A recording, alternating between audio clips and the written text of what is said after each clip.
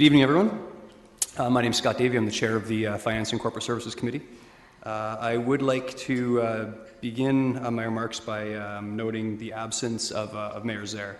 He was in meetings with us earlier today, but he's been battling some seasonal illness, so he had to leave. But this session is being streamed live to the internet. It's also being recorded, so rest assured he will hear comments and remarks as well. At this time, we have 5 people registered plus 1 additional. If anyone else was looking to speak this evening, I would ask that you come down to the table over to my right and register if you would like to speak. And at the end of the evening, after we go through, anyone that would like to speak would be more than welcome. So at this point, I'd like to thank everyone for coming tonight. Tonight's meeting is dedicated entirely to you, and council is here to listen. To that end, members of council will not be asking questions. We'll be just simply listening to the comments and concerns that you have to ensure that everyone gets heard from in a timely process. Some housekeeping. Each person speaking has 5 minutes to address council. I will do my best to try and warn you when you have about 30 seconds or so left. And in terms of just some decorum in council chambers, we have rules just around how we can conduct ourselves. So you can't really do anything such as clapping or cheering or booing, and I don't want to see anybody doing the wave, even though it's wide enough there. So with that in mind, I would turn it over to Mr. Haggie for comments. Thank you, Chair Davey, members of the council. I've distributed a draft issue paper on public input, and it summarizes the information that we've received so far. Obviously, there's more to come here this evening. But I'll just provide some comments about the engagement process we've gone through so far, as well as summarize the information in the issue paper. As I mentioned, it's a draft version. It will be updated to include the information that we hear tonight from the delegates, and will be published as part of the budget process, and that will be later this week. So it will be included in the final budget day package. So there will be about 2 weeks between when it is published and when it's discussed on final budget day. So just to provide a bit of background as to the engagement process that the city uses here, we have a fairly substantive and robust budget consultation process. It includes a number of different means and methods, some more traditional and some more progressive. We do things such as having an interactive budget website where citizens can go in and see the various impacts that changes to the budget would have on their very tax bill. We conduct an Ask an Expert session, which is a Facebook session where people can go on and ask questions of me directly about the 2014 budget process. The city uses its Facebook and Twitter accounts to engage people and advise them of upcoming budget meetings and to hear their feedback. And we post information on the city's website. We have a dedicated phone line for the budget process. We receive input through mail, through email, and we obviously have a public delegation night here tonight. It's interesting, as Council has been through this now for a 4th time on this term of Council. You'll note that each year kind of the uptake on interaction is a little bit different. So sometimes there's lots of input, sometimes there's not as much. And the methods and avenues that people choose to use changes year to year.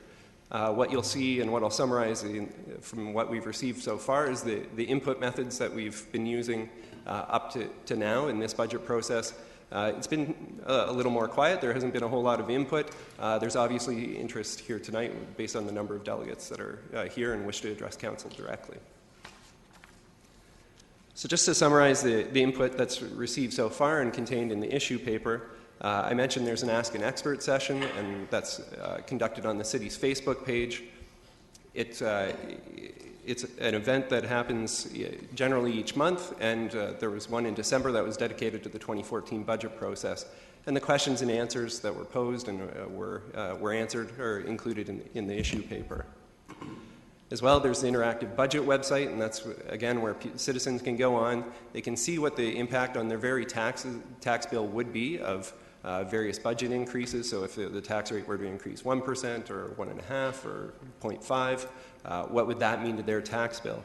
And the city launched that in mid-November. There were about 250 hits to that website so far, and there were 3 people that voted, left their comments, and again, that's summarized and included in the issue paper.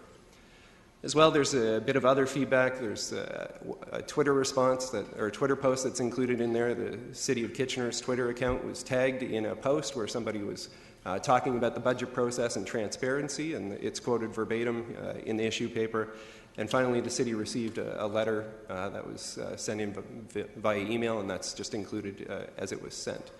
So all the input received to date has been summarized in that draft version of the issue paper, and again, it will be updated to include what's heard tonight and will be distributed in its final form later this week. That concludes my comments. Very good. Thank you, Mr. Heggie. Point of order call of Councillor Etherington. It's actually a question to you, Mr. Chair. We obviously have a lot of interest in this meeting. My understanding is there's no questions, no debate. Am I correct? That's correct. Tonight, for any of the delegations? For any of the delegations, that's right. Otherwise, some of us might remember how it worked out last year, and we don't want to end up having people leave early. So tonight is a time for council to listen. If anyone has comments, that would be on final budget day, and all debate will be on final budget day as well. Okay, if council wished to go in another route, would that be allowed? Or Sorry, could you repeat that? if council decided to allow questions or debate on any point tonight, would that be permitted? If council decided to? Yeah. At this point, that would require a challenge of the chair, so then council would have to decide at that time. Okay. Okay. And Councillor Fernandez? And I'm going to ask exactly the same question because this is new to me, that I know that in the past we have been able to ask a question. I mean, if anything, a question may be a point of clarification. I understand we want to listen to the community tonight. We want to hear what they have to say. But if there's something that we wish to clarify, how are we going to do that if we're not allowed to ask at least one question? Yeah, fair point. Actual questions of clarification, like you didn't catch something, would be permitted, but no open-ended questions, no what do you think of questions, pure questions of clarification if you didn't understand a simple element would be permitted. Okay, so why were we not advised of this in advance of this meeting? It was actually what came out of it was sort of an understanding from the previous meeting. If you might recall from last year, the public input session went, and I believe it was around an hour on the first delegate, and Councillor Gazzola actually suggested that we simply listen to the delegates as opposed to talking, because put simply, if each member of council has a question, that means an hour, more or less, for each. Each I can understand that, but I think that I would have appreciated either a little bit of a precursor to this or an opportunity for council to at least vote on something like this. But okay. I'll take it for this time. Okay, Councillor Rabanovich. Well, just on that, I mean, is this not a process that you had suggested, I think, after last year's budget, based on input from Councillor Gazzola and others, and it was followed for our last major council or public input session, which was the casino issue? Correct. So this is consistent with that? It is consistent with the casino approach. Okay, thank you. And Councillor Glenn Graham. Thank you very much. And I'm not sure if the delegates were made aware of this. I've spoken to some of them who thought that there was going to be some interaction. So, I think that's an important piece. We're very big on public consultation and engagement. So I think, it's important to give them the advance notice if that's the case. So I would lean towards, asking a limited number, maybe 5 minutes worth of questions. That would be my preference tonight. Noted. I mean, I would suggest if a member of the public is concerned, they can always follow up with council afterwards, individual members of council, but the problem is, well, essentially we're going from the exact format we had with the casino discussion, which, as I recall, every member of council thought that method of input was much preferable to our prior public input session on budget. So I would ask that we stick to questions purely of clarification at this point, and the time for budget and discussion, the time for debate and discussion would be on final budget day. Okay. So with that, we actually have a switch for the first delegate. We're going to take Mr. John Dinner. No, Mr. Chair. Excuse me, Mr. Howe, I believe it is. Could you haven't been called to No, I am. I would like to have input. Mr. Howe, you are not registered as a delegate? Yes, I am actually. Sorry, you're not registered as a delegate to speak yet. It is not your turn. But it's shocking that City Council is not allowing questions. Mr. Howe, unfortunately, you're going to have to take your seat, or we're going to have to call recess. It is not your opportunity to speak. There should be questions allowed. There Mr. should be Howe, public engagement allowed. At Mr. Regional Howe? Council, they had 22 or Clerk, could you 25 turn off his delegations microphone? speaking 10 minutes, and they still allowed. Mr. Howe? Mr. Howe? Mr. Howe? This is not your opportunity to speak. Mr. Howe, this is the last time I'm going to ask, then we're going to have to take a 5-minute recess, and you're going to make the rest of these good folks wait for your 5-minute recess. I'd like to call a 5-minute recess.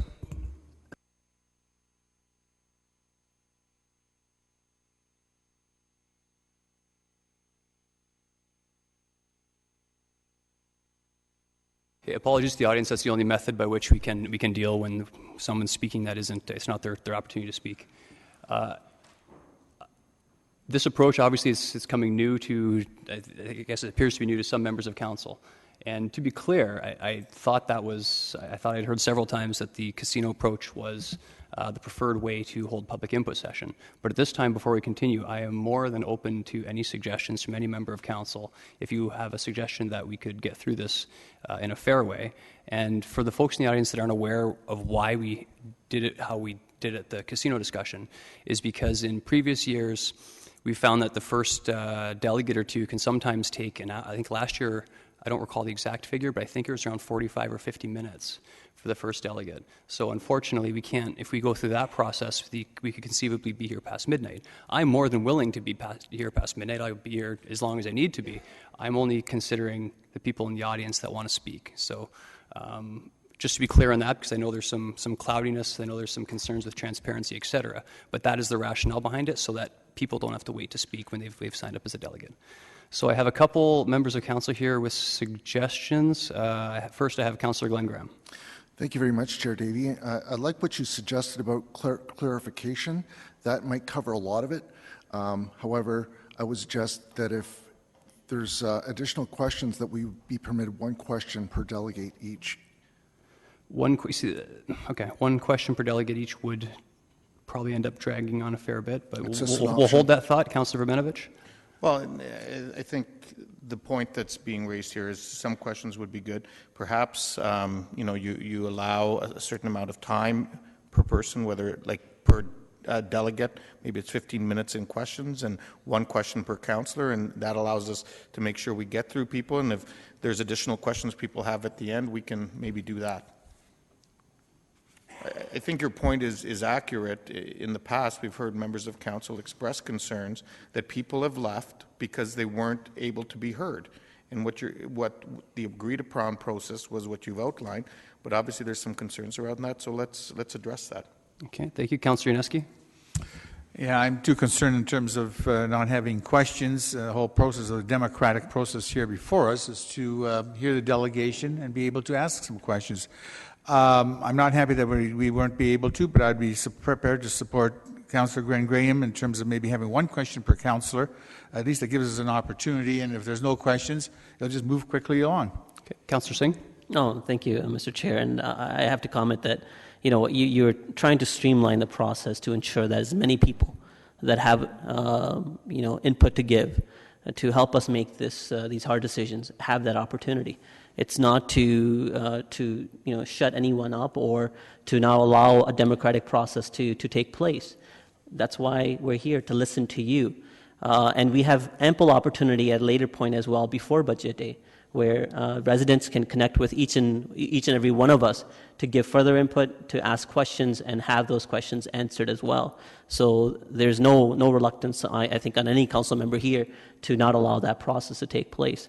I would support, I guess, if the rest of council wants to deviate from what the chair has already recommended, which I thought was the wise course to take, especially because it's been effective in the past. But I think we need to ensure that there's a certain time that's set for each person, like earlier suggested, maybe 15 minutes.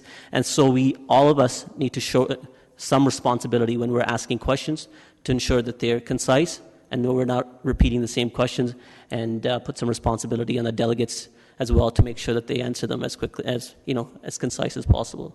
Thank you. Councillor Galloway-Seelock? Yeah, I just wanted to say that it's important that we remember why we're here tonight, and that's really to hear from the public. It's not to hear from council or to hear our personal views or have that debate. And I think that's already been said by you, Chair Davey, that it really is about the public. So I think if we're going to go the route of asking questions, that we leave it up to you to make sure, or ourselves actually, I shouldn't just leave it up to you, that if we think that someone is getting into the debate or straying from the issue or their own personal agenda, that we call points of order and make sure that we stay at task, because it really is important that we're here to only ask questions of clarification of the delegations. Thank you. Councillor Etherington? Yeah, I just wanted to add the same, Mr. Chair. I certainly would not challenge you on this, but I think when people, and you can see by the gallery, when people make this kind of effort to come out, I just want to give them a chance for some kind of debate, even if it's a controlled debate, even if it's the one question each, knowing that they can return on January 30th. But I know how much effort it is for people to turn out to any meeting. So thank you. And Councillor Gazzola? Yeah, I have very little to say. I came here primarily to listen to people, and I don't have a problem with that. I do think questions of clarification are always important, that if a member of council doesn't understand the points that the delegate is making, I think you should have an opportunity to ask questions, and that's something that you as chair can control. Otherwise, I've seen too often in the past that we start these debates and then we get into commentaries, and we're hearing more from this side of the room than from the other side of the room, and we're here to listen to the other side of the room. Okay. So with that in mind, I think trying to keep it down to a timeline might prove a little bit difficult. So I think how we'll start is we will permit one question per councillor. And I would actually draw attention to Councillor Galloway-Seelock's point as well. In your questions, please keep, the intention here is to hear what the public wants. So keep your personal preference as much as you can out of the question. But I think that sounds like the consensus that, okay, very good. Again, I apologize to the public. Sometimes these things get a little bit messy, but I think we're on the same page here. So with that, again, I would call Mr. John Dinner. Thank you, sir. Thank you, Mr. Chair.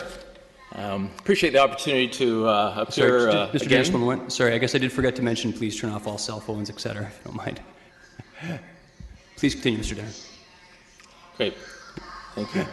or maybe just a minute. That poor girl is so I have to find out where she got that.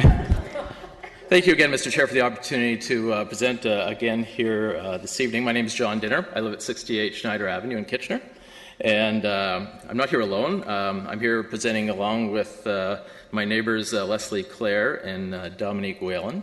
And we're joined by a number of our neighbors, and I'd just like them, if anyone is here from the Victoria Park neighborhood, just to stand so that council members know you're here. We may actually be here to do you a favor, because I believe that our issue is so clear and our request is so reasonable that I don't think there should be any reason for questions or clarification, but of course I'll defer to you. This conversation really started about 6 months ago when we brought our concerns about the amount of traffic, city-owned vehicles, going through the Victoria Park neighborhood, specifically down Schneider, Dill, David, and some other streets in the area. You'll recall that Council, I think, was very sympathetic and understood our concerns, directed staff to go away and come back with some possible solutions. The issue remains. I don't believe we're asking for any special consideration, just what I think is reasonable and appropriate for any neighborhood in our city. I'm going to have problems with this. Oh, no, there we go. Okay. I'm just going to really try and provide a brief overview, and Leslie and Dominique, we're going to drill down into some of the details. But just to give you a sense of our concerns, I would say the problem manifests itself in a number of ways. And each of our neighbors experience those problems in ways that are somewhat unique to them. And so I don't think it's easy to describe, but by my slide you'll see that the traffic can be defined in any number of ways, and really is almost countless trips through our neighborhood by city-owned vehicles.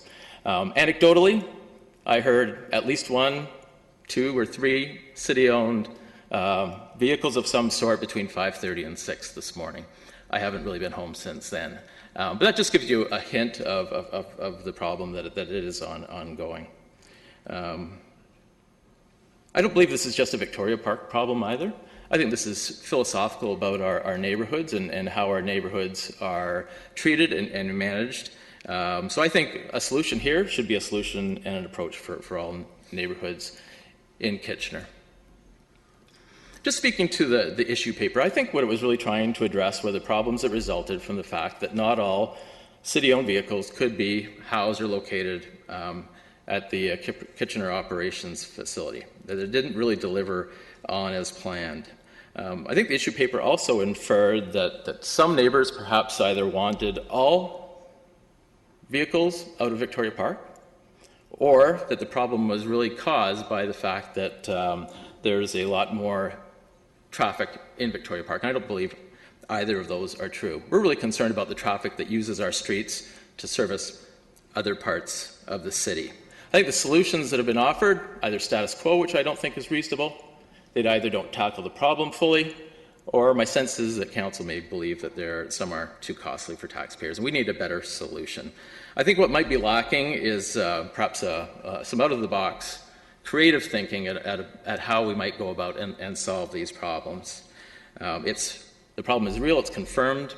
You'll recall we had a survey of our neighborhood, 100 residents, almost 100% response rate saying there is a problem.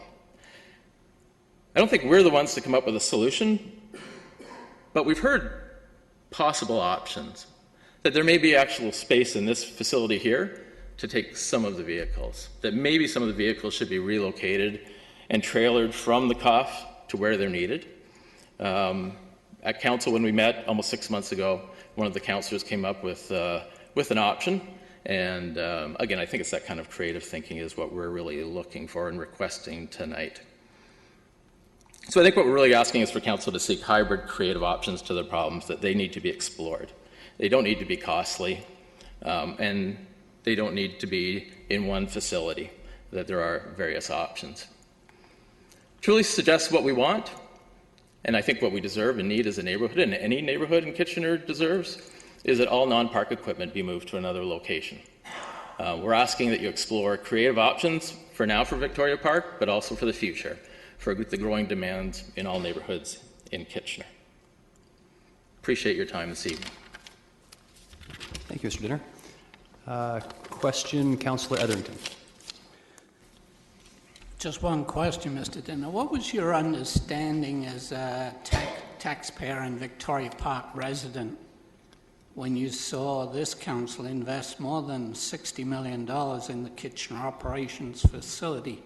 In other words, did you think vehicles would be relocated from Bram Street to that facility, or did you think we'd still have satellite sites? Well, I think I can speak certainly for myself, and I think for most, if not all of our neighbors, is certainly, I think, our assumption and expectation that equipment would not be moved from Bram to the Victoria Park facility.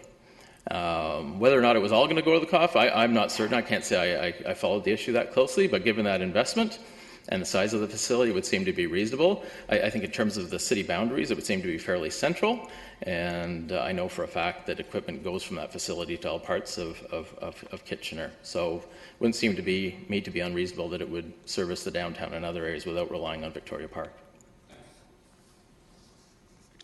Thank you, Mr. Dinner. I have no further questions. Okay, thank you for your time. Thank you. Up next, I would ask Ms. Leslie Clare.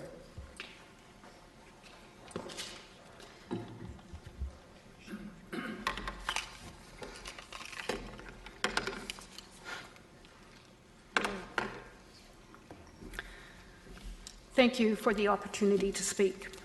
I'm Leslie Clare. I've lived at 166 David Street for 12 years. Since 2002, the changes in the park and our neighborhood have been phenomenal. Investments of millions by both the city and residents of the cul-de-sac neighborhood improving their properties have created a jewel of a park, a recreational and social center for the whole city, and a beautiful neighborhood. Let's work together to protect these improvements and the heritage community goals. We thank you for your considerable attention to our concerns and your recognition that there is a significant problem requiring an effective solution. The key words tonight are problem solving and solution. We need a comprehensive solution with every component of the problem solved. The status quo is far too costly. Component 1, maintenance traffic. We maintain our position. All maintenance vehicles servicing areas outside of the park need to be housed outside of the park. We are not willing to compromise on this issue for good reason. The impact.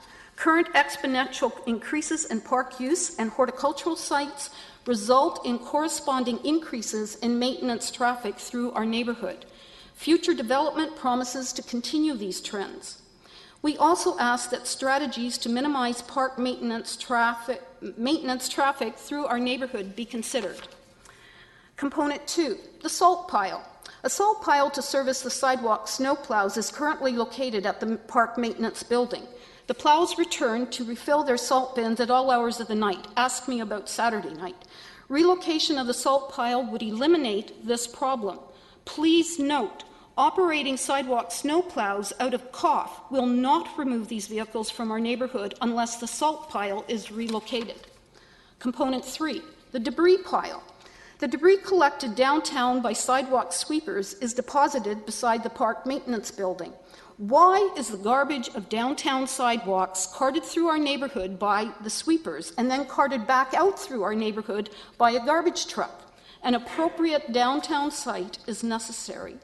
Component 4, garbage maintenance. It would be helpful if changes to park garbage collection were made to minimize or eliminate this traffic through our neighborhood. Component 5, the water truck. Historically, it has refilled in the back of Victoria Park. That is no longer reasonable. Expansion of horticultural sites, increasing heat and drought equals more water use and more trips and more disruption to us and the neighborhood.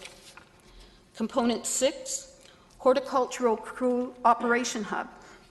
Historically, the Hort crew has operated from the maintenance building. With the explosion, to use Tom Wolfe's word, of Hort sites comes a corresponding explosion in Hort crews, vehicles, and trips through our neighborhood to service downtown sites. Only a very few park gardens are adjacent to our neighborhood. Ideally, Hort crews should be traveling through our neighborhood only when tending to gardens in the park. An alternative site for their planning and organizational meetings adjacent to equipment storage sites would greatly reduce park maintenance traffic. We request a timeline for the solution, a comprehensive solution to be put in place by this spring, an interim solution if necessary, immediate relocation of sidewalk snowplows and the salt pile. Simply put, the status quo is not respectful of our lives. As residents and taxpayers, we request a fiscally responsible, comprehensive solution, a fiscal equation that includes the significant cost of the impact on our lives. For some, this cost is extreme. The cost of impact is at least equivalent to an amortized cost of a revised operations option. So the fiscal equation, please, should include the cost of impact on our lives. Only one option of the issue paper addresses all components. It eliminates all problems efficiently and prevents future recurrences and creeping scope issues, which is a major concern for us. It solves the problem completely by addressing a part of the discussion that was missed in the 2008 COF deliberations. Please seriously consider a variation of option 4 based on Greg Hummel's idea of a relocatable building. I thought he'd be here tonight. It changes the cost-effectiveness factor when amortized across a number of years.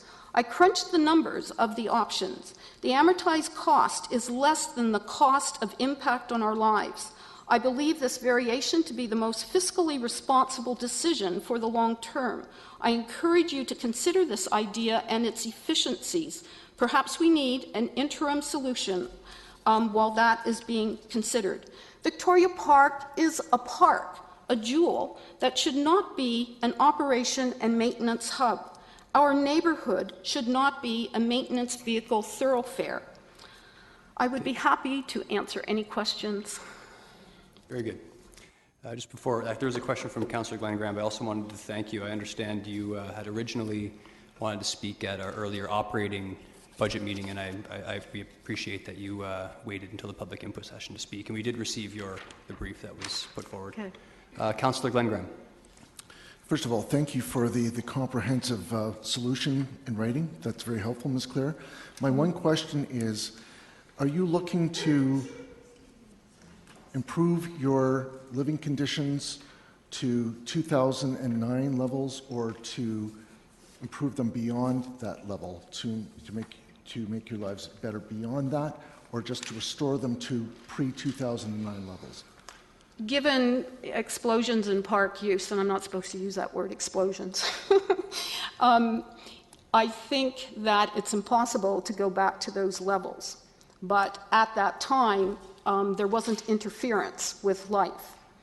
But I think that if all non-maintenance park vehicles were removed from the park, and there would be no creeping scope, and, if we have piecemeal solutions and some are housed here and some are housed there, and then, we need to house this vehicle. Well, we'll just pop it into the park. Another one gets popped into the park. Then we're back here again.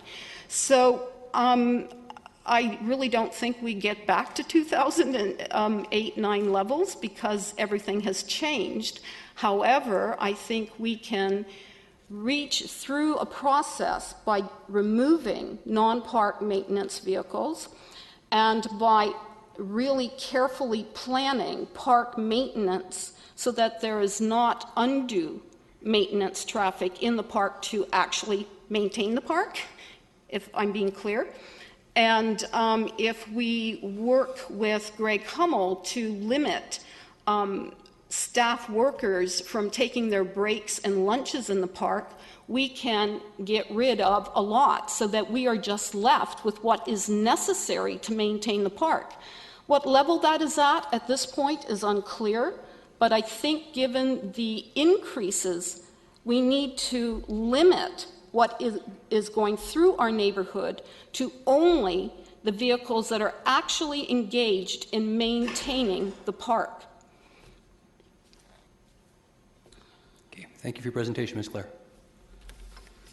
Thank you. Up next, we have Mr. Harold Druitz, and he did provide a handout.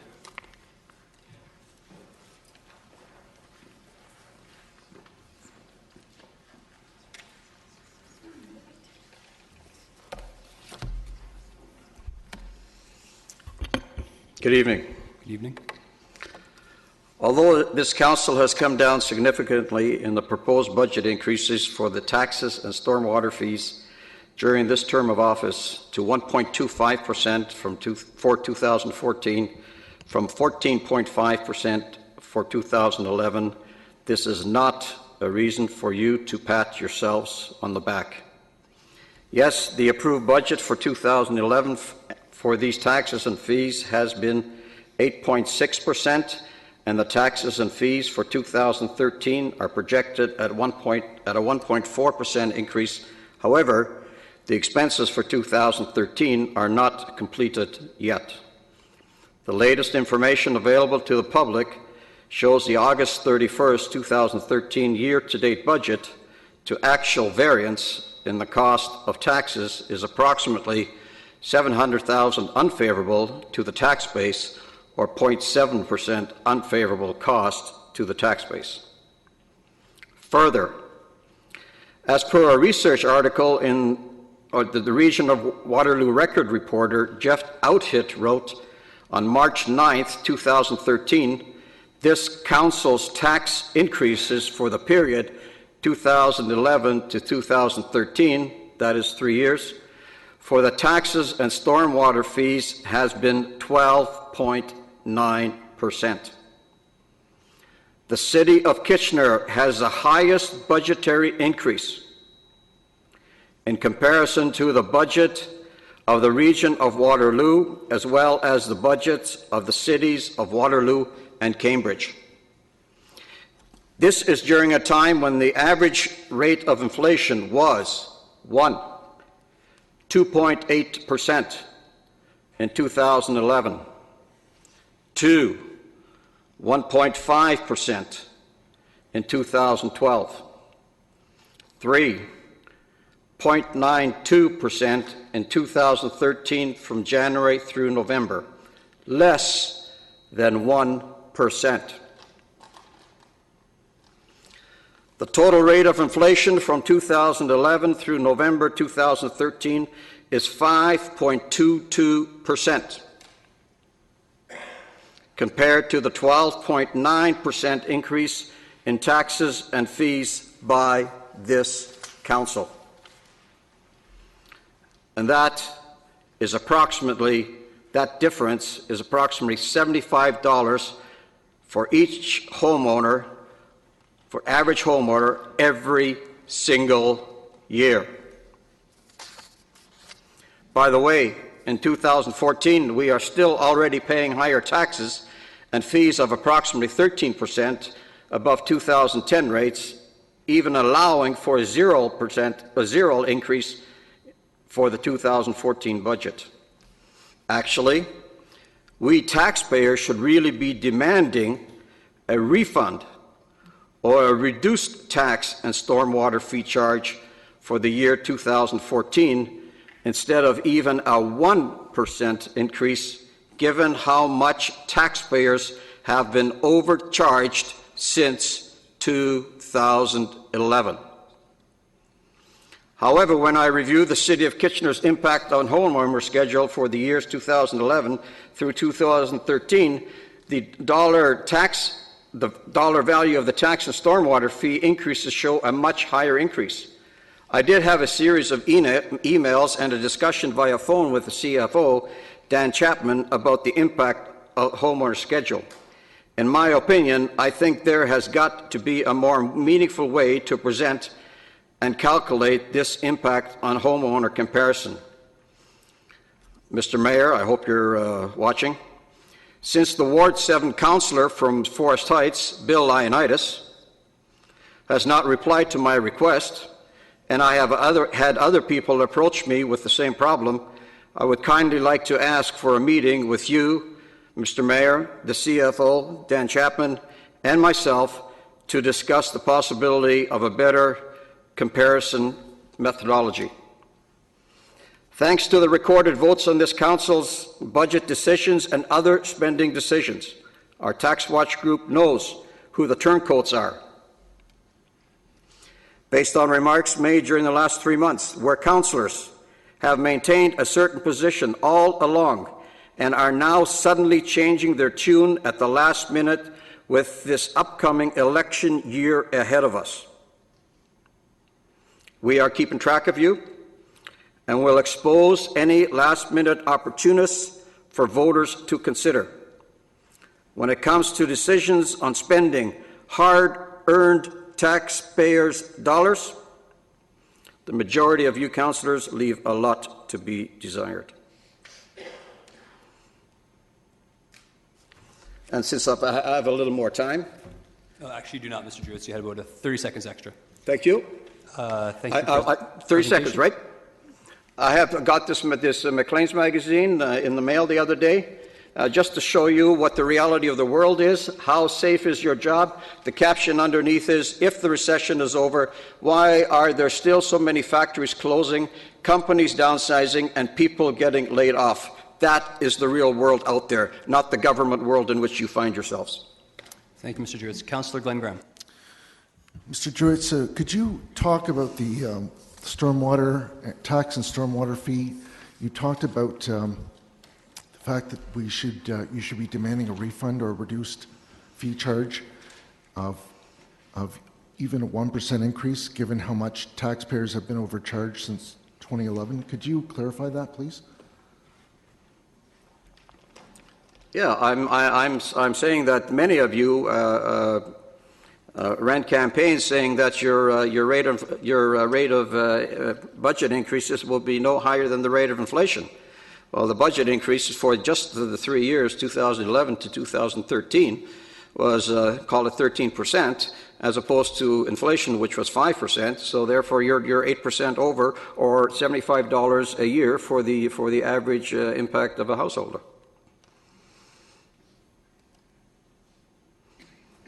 Councillor Ioannidis? I don't really have a question. I just have a comment. Since I've been addressed on this report, I would like to make. You actually would have an opportunity to rebut. Yes. Okay. I just find it rather amusing that this is being brought forward at this time when I've never ever heard of 1 ounce from you. Period. Ever. Exactly my point, Councillor. You've never approached me. You've never called I have me. emailed you. The only time you ever done was the first year, and all of a sudden now you bring this forward, and you're saying I never contacted you. This is rather fictitious. Okay. Councillor Fernandez? Thank you.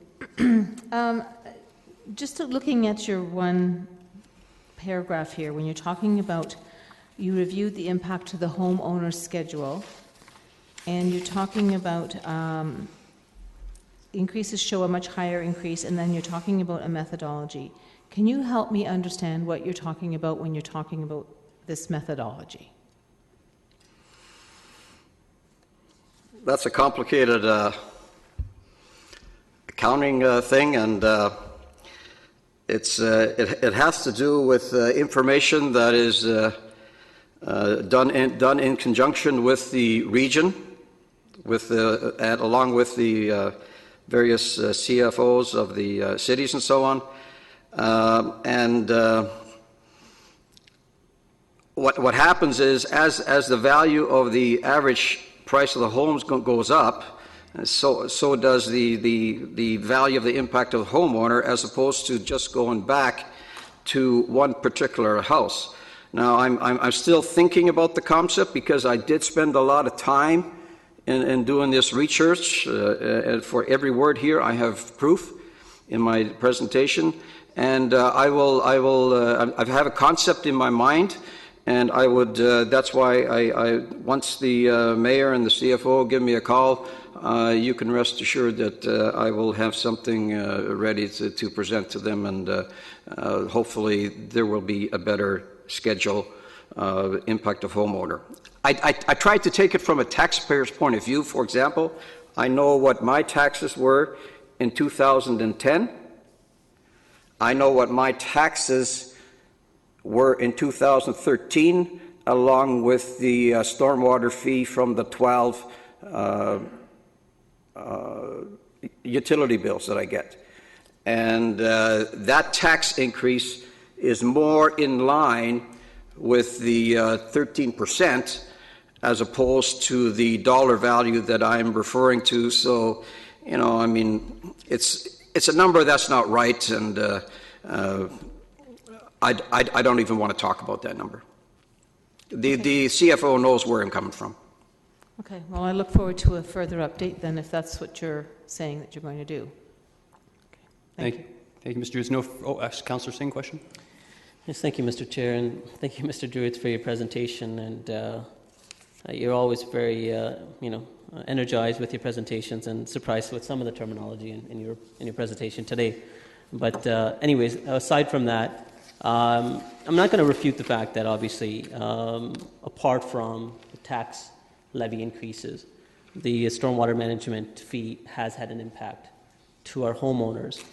But wouldn't you say it's also fair to acknowledge this fact as well, that the fee structure, the way it's placed, allows opportunity for homeowners to take a rebate as well, whereas they can't take a rebate on their tax bill? but they can, depending on what type of mitigating measures they put on their property, simple to rain barrels, and this was my motion, allowing them to take a 20% a rebate reduction on their fee.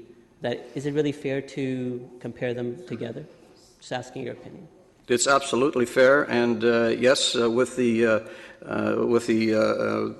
computer programs and softwares that are available today, in some way, shape, or form, there would have been a software mechanism whereby a homeowner could have been rebated by $20 or $25 a year from the tax bill. Maybe not that particular year, but the year after. No. Maybe you're misunderstanding what I'm saying. The stormwater management fee allows you to apply for a rebate depending on what mitigating measures you put on your property. So it's an easy measure. And the initial stage is just 20% alone if you just have 2 rain barrels. Do you have rain barrels on your property? Do I have what? Do you have rain barrels on your property? I most certainly do. I actually have 4 of them. My wife is here as a witness. That's great. So you've applied for the rebate then? And I got it. Good. And matter of fact, I was one of the first ones. Perfect. And made sure that the system worked properly. How's that? I'm glad you did, and I'm glad that you're enjoying the 20% reduction too, because you made a point. I thought we weren't going to debate. Yeah, Councillor Singh. Okay. Fair enough. So you made your point, but I just wanted to ask you, is it really fair to have the comparison between the tax levy increase and the stormwater management fee? But you made your position. Absolutely. Yeah. Councillor Etherington? Yeah, Mr. Druitt, I've asked the question before. How many members does your group have, the taxpayer group? Does it really matter? Matters. Every one member is a member of the public. It matters. And everyone in our group does pay taxes. We don't just pay rent. You're waffling. How many? That's confidential information. Yeah, right. Thanks. Mr. Drew, I don't have a question, no further questions. I just have one point of clarification. Your inflation numbers here, I believe they're from they're Canada-wide inflation numbers? Yes, but Ontario's maybe 1% higher. That's it. Yeah, that was my only point. Some of us do actually take bringing in tax levies at inflation very, very seriously, and that's the target. And I ran the numbers myself for Ontario, which is, I think, much more relevant than comparing us to BC. And right now that amount is 1.01. Well, just for the benefit, it's 1.01%. Well, Mr. Chairman, you're entering a debate here. I'm not debating. I'm clarifying the number. That's all I'm just a minute. This is public input session. Okay. Please remember that the OAS increases and the CPP increases are not based on the inflation increase of the province of Ontario or any one single province. It is based on Canada-wide inflation rate. And that's what the public gets, and out of that, somehow, the public has to pay these high taxes. Thank you, Mr. Druitt. And Mr. Chairman, I just want you to know that based on what happened here at the beginning, I will ask the mayor and the CAO and a representative of the clerk, and we want to meet with them and discuss what happened. Thank you very much. Thank you. Up next, we have Mr. Ed Redgewell.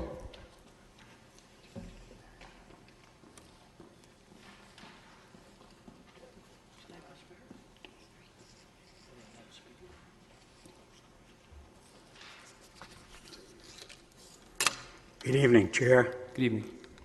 Members of Council. First, I want to talk about taxes, budgets, and waste. But first, I'd like to congratulate Council for bringing a tax increase in 2013 that more reflected the cost of living. This is something that Councillor Gazzola and I have wanted for 10 years, without success. So it's better late than never. Beyond that, our city is in a financial mess with a permanent debt of $112 million, and it's costing $4.2 million just to service that debt. This is something that all members of council should be ashamed of, although for many it's not their fault. The mayor says it's not a permanent one. The dictionary describes permanent debt as one that keeps rising, and ours has been doing that for the past 15 years. His predecessor, the late Dom Cordillo, retired after 12 years as mayor and left our city almost debt-free. So why the difference? His philosophy was pay as you go, make only large capital expenditures after consulting with many experts, and always inform taxpayers how you're spending their money. Mayor Zare's attitude is exactly the opposite. Borrow, spend, and waste. It's my way or the highway, and why should I bother to tell taxpayers how I'm spending their money? The most classic example is the secret creation of Edith, collecting, spending, and wasting $150 million of taxpayer money without telling them. Caught red-handed by the record, the mayor and Council Verbanovic stood before this council and denied everything, stating taxpayers had been fully informed with many meetings, but when we contacted the Freedom of Information Office, they said that's not true. No taxpayer meetings were ever held informing them of this fund, and there are no records. And I have a memo of exactly what they said. Someone's telling lies. And when I confronted Councillor Verbanovic regarding these meetings, he walked away. He even tried to give us 50 pages of total nonsense to try and cover up this deceit, and I dare them to dispute it. It's a tangled web that you weave when you practice to deceive, and there are some people on this council who have built themselves king-size webs. Waste, $65 million for a mega garage that will be obsolete in a few years, and never an explanation from the mayor why millions was wasted buying a piece of the old Michelin plant. $22 million for a market building that has been losing money since it opened in 2004, and nothing's being done about it. The mayor said it would revitalize the East End.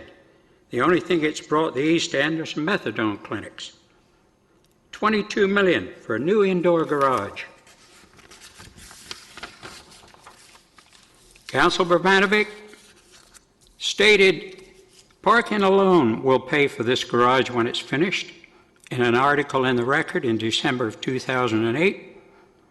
In the past 2 years, there has been a parking shortfall of over $470,000. It's just more deception and waste. And let's not forget that streetscaping was $5 million over budget, or center block land purchase, $4 million over. But the grandfather of all of the waste is the LRT, which is being stuffed down our throats by 9 people, whose attitude is, we don't care what you want, we're doing what we want. And 5 of them had the audacity to tell taxpayers, elect me, and I will vote against it being built. We trusted them, and they stabbed us in the back. And in their feeding frenzy, they cannot afford to fix our roads, pick up our garbage, to build this white elephant, and are cutting hundreds of thousands from health and social problems, putting the health of many in the region at risk, and forcing many who are trying to get off welfare back on it. As a human being, I find their attitude both ruthless and disgusting, and one of those responsible sits on this council.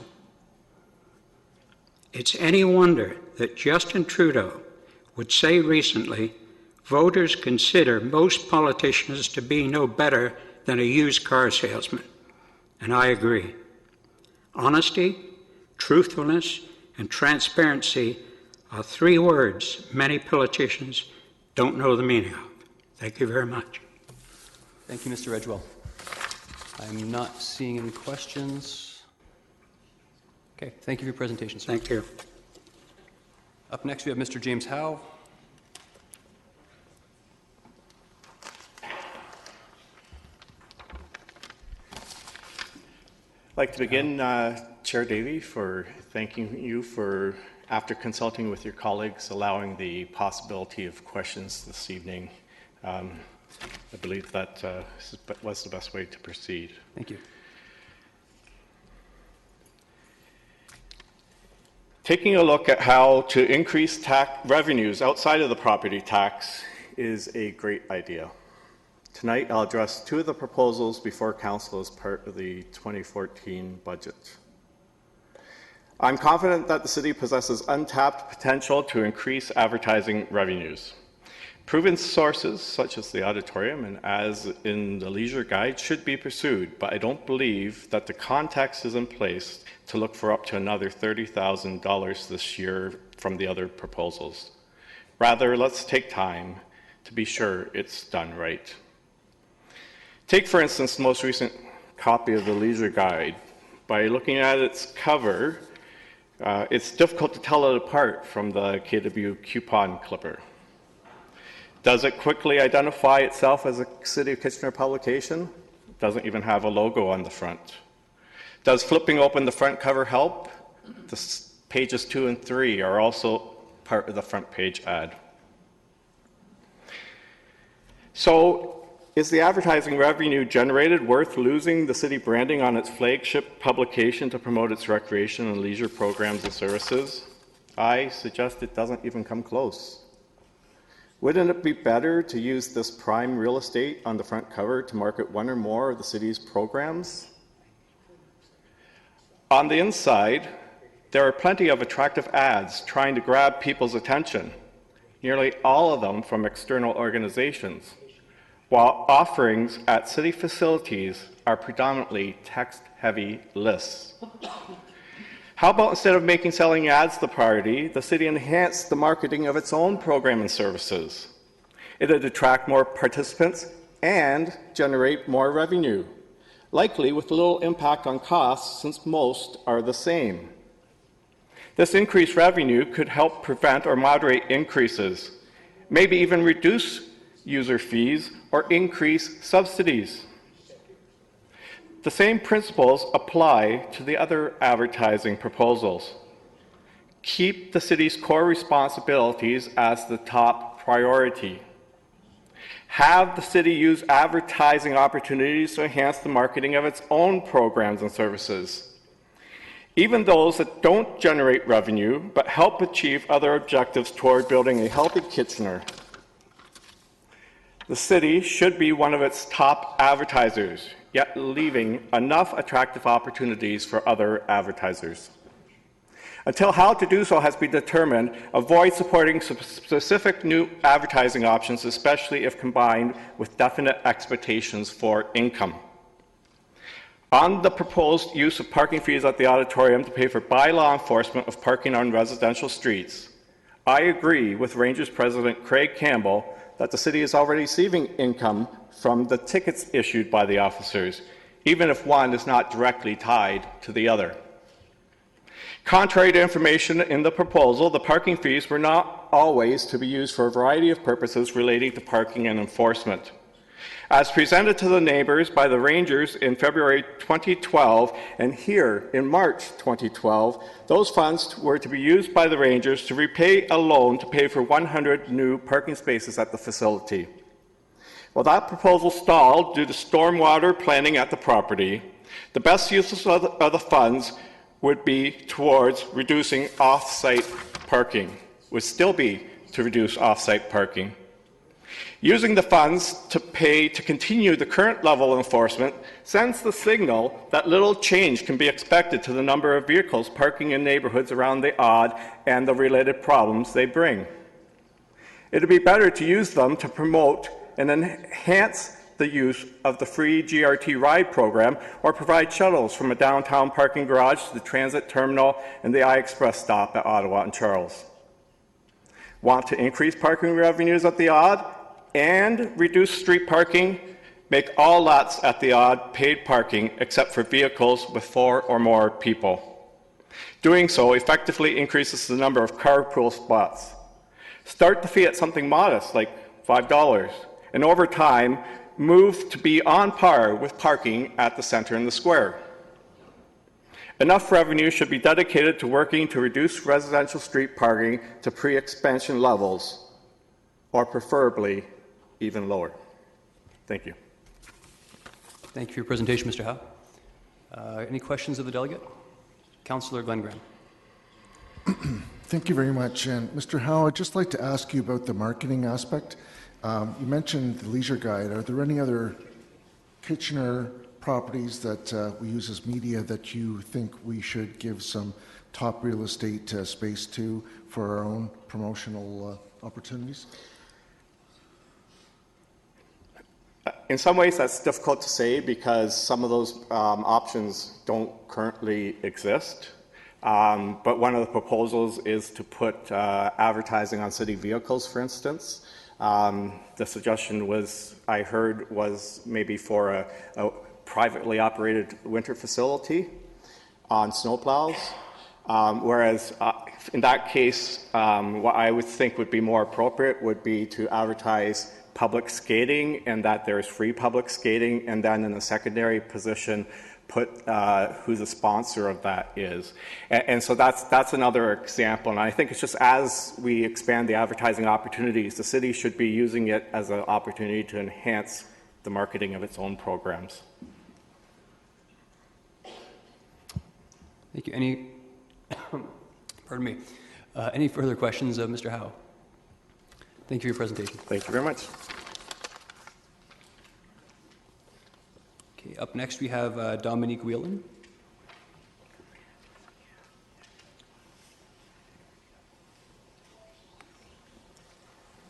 Whelan.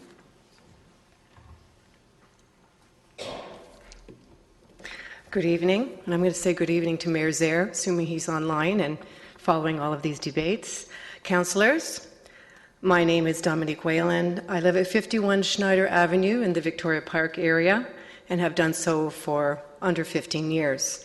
In case you haven't gathered by the location, Victoria Park, I'm part of the delegation initiated by John Dinner tonight, followed up by Leslie Clare, and I was to be the finale. So you've had to wait a little longer for the finale, but here I am, and I hope that you can join the pieces together. I thank you for the opportunity to speak to you this evening. And tonight I will address the question as to why I and my fellow residents are here. Why do we so strongly believe that all operations vehicle traffic not related to maintaining the park be moved to a non-residential area? I guess the question is, why all the fuss? Short answer, well, maybe not that short, because the traffic from the satellite maintenance depot contributes additional noise and congestion. Its impact does have a cost to all residents, and not just those who live in the area. It does have a cost as well to visitors to the park. And this cost is not one that can be reflected in the operations budget. Now, as far as the impact, what does the noise and congestion contribute to? It undermines the quality of life for residents, disturbing them during work, relaxation, or sleep. It undermines the park experience for park visitors by disturbing them both audibly and visually. It undermines the safety of children, both in the play area, which is where the vast majority of the vehicles go back and forth in front of. As well, for those who do not live in the park, there's a couple of popular small snow hills. One of them is along David Street between certainly Jubilee and Joseph, but the other one is to the left of the maintenance depot entrance. The little hill there, I think this used more with the younger children. And it's quite speedy, and if you were to go there and take a look, it's very highly polished, which tells me it's very highly used. The noise and congestion also undermines the role and purpose of Victoria Park as laid out in the Victoria Park Area Heritage Conservation District Plan. And no, I printed the entire document out, I admit, by mistake. I meant to do certain pages. And it is a vast document and very detailed. But what it does say is that the maintenance depot located in Victoria Park is inconsistent with the role of the park as laid out in the plan, and is inconsistent with the place of serenity and relaxation for both residents and visitors. Now, one thing I believe that John and Leslie mentioned is that the movement of equipment is not 9 to 5, it's not just during the day, it's 24/7. There is only one access route to the park, one way in, so it's a little bit of a bottleneck, and that is through David to either up Schneider or Dill. That's it. So there's one way in, really, and you can slice the hair two ways, but really only one way out. And I'm sure that you can imagine the noise of the pass by a street sweeper. Now imagine multiple passes. Imagine the impact on those who work from home, shift workers, and others who work unconventional hours. How can we possibly put a price on the lost work hours, lost sleep, loss of professionalism when a telephone conversation is drowned out by street noise, which I understand has happened numerous times? Those whose dwellings are no match for the loud thrum of sweepers, snowplows, or other equipment that drive to and fro to service other areas or to access resources like the salt pile in winter or dump debris in the warmer summer months. Now, put yourself in the place of a visitor to the park, remove those walls, and imagine yourself at a family picnic in the park when a sweeper or two or three goes by. Imagine how serene and relaxing that might be for you as a visitor to the park. Now, we all know, the residents are all very well aware of the benefits of living in the park. We live in the largest park, draws the greatest number of visitors. We're very well aware of the trade-off. We also live in a designated heritage district, one with a conservation plan drafted by the city and approved by council, and it has very specific guidelines. The primary goal is to conserve and enhance the 18th century romantic landscape style, which has primarily a naturalistic character, untouched by man. So let's reconcile that with the experience at the picnic. The plan recognized that vehicular movement in the park streets, that's David, Rowland, Schneider, and Dill, should serve local properties and not carry through traffic. And it specifies that measures to reduce traffic volume and speed should be a priority. Now consider the traffic calming measures that have been installed in the area. And how is the traffic from multiple sizes and shapes of maintenance vehicles going up and down the streets consistent with that? Now I said I would bring my magic wand tonight, and a few people wonder what that would be. And I'm going to wave my magic wand here, and poof, the Victoria Park maintenance vehicle has vanished from reality and from your memory. Now the operations staff come to you with requests for vehicle maintenance storage, staff meetings, salt depots, debris dumps, etc. Now, would setting up a satellite depot in the Victoria Park area, the jewel in the crown of the City of Kitchener, be considered either acceptable or appropriate? Well, I believe, and I'm supported by the residents in the area, that the answer would be no. Given the considerable investment by all Kitchener residents in Victoria Park, I'm talking about the millions that have been spent over the last 3 years to refurbish, redo the lake, a lot of really, really good things. And just the fact that visitorship was up significantly last year shows just how many people are enjoying it. Now, you add those investments. I'm going to have to ask you to. Pardon me? I'm going to have to ask you to wrap up. It's been 6 minutes. Okay, I will do so. So if you take a look at what the city's invested as well as the individuals, what we're doing is we're asking you to correct that situation. Status quo is not acceptable. We know it's not simple. It might involve time. It might involve phases. And what we ask is that a planned solution involves specific timelines and a deadline for each component, and that this plan be implemented as soon as possible, certainly no later than the spring. Thank you very much for your time. Does anyone have any questions? Thank you, Ms. Rowland. There are some questions. One moment. Councillor Etherington.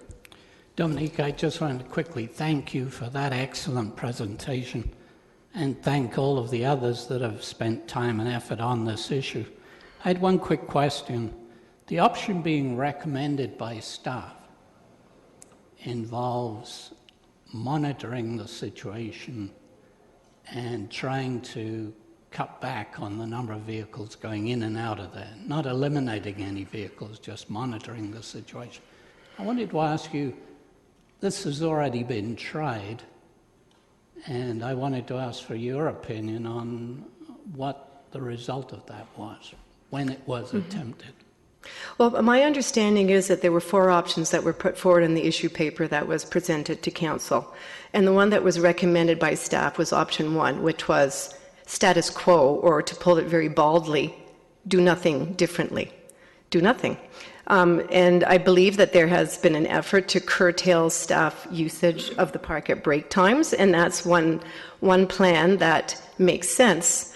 I would suggest that just from the point of view of human need for efficiency and so on, that creeping scope might just come back. I think that when you're made aware of it, you do that, but that's just addresses one small component of the problem. I think Leslie Clare did an excellent job of pulling the problem apart, if you wish, into the various components.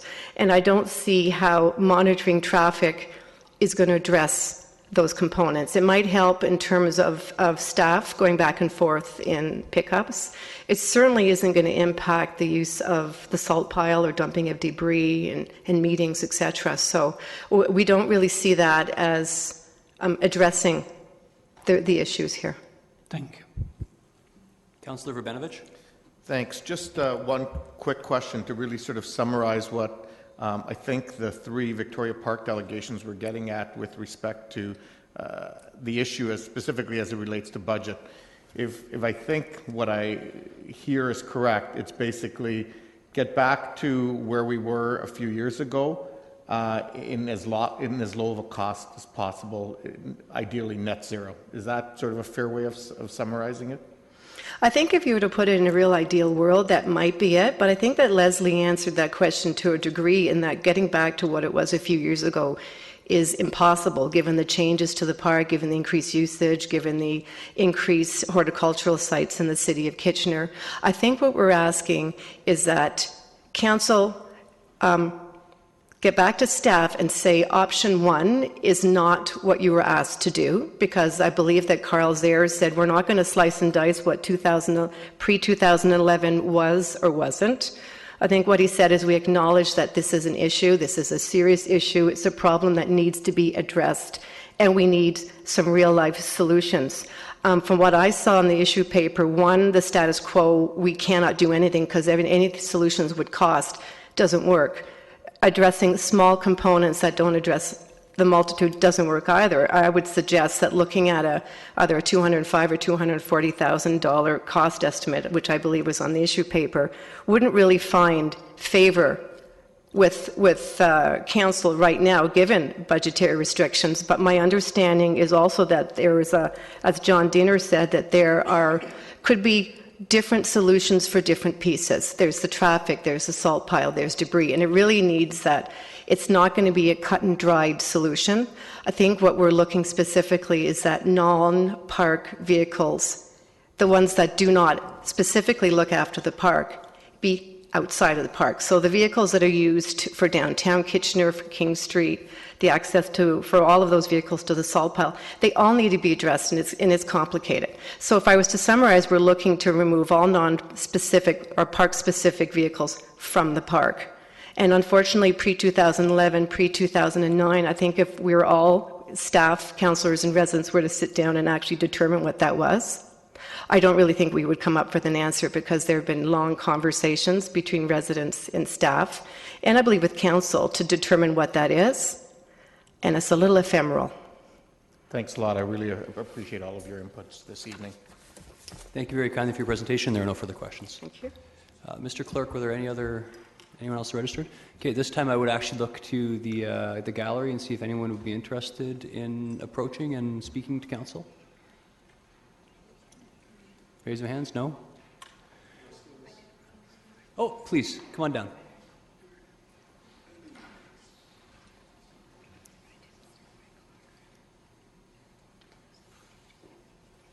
Good evening, Chair and Council. Thank you for addressing us. Happy New Year. I would just need your name for the record, please. Sandra. Sorry, full name? Sorry? Your full name? Sandra Misquatis. Thank you.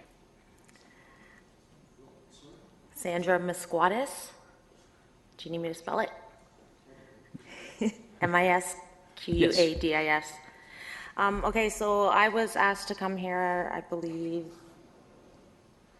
Leslie, my neighborhood association, about the traffic issue.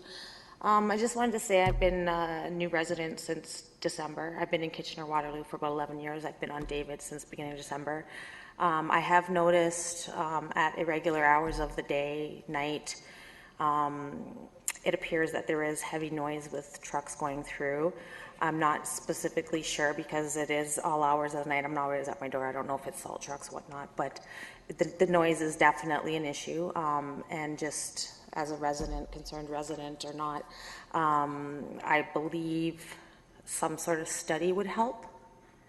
Traffic study if possible. I mean, it is a public park, so I understand the traffic, you know, but possibly benefit from a study of some type. That's it. Okay, thank you. Any questions of the delegation? I'm not seeing any. Thank you. Would anyone else like to address council? I'm not seeing anyone. I just, at the risk of belaboring the point, I wanted to clarify again.